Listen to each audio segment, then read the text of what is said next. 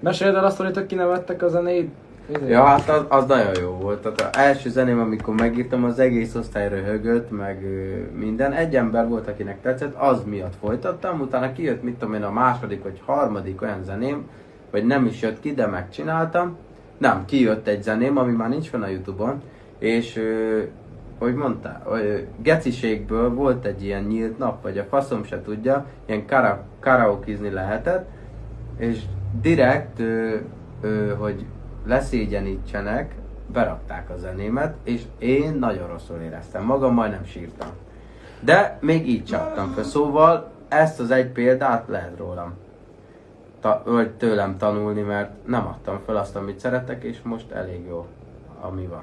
Ez a nagy sztori, soha, amit szerettek, soha ne adjátok föl, ha nagyon szeretitek. Én nem adtam föl, és talán ez volt a böjtje ennek az egész sztorinak, hogy ide kerültem az Azi mellé.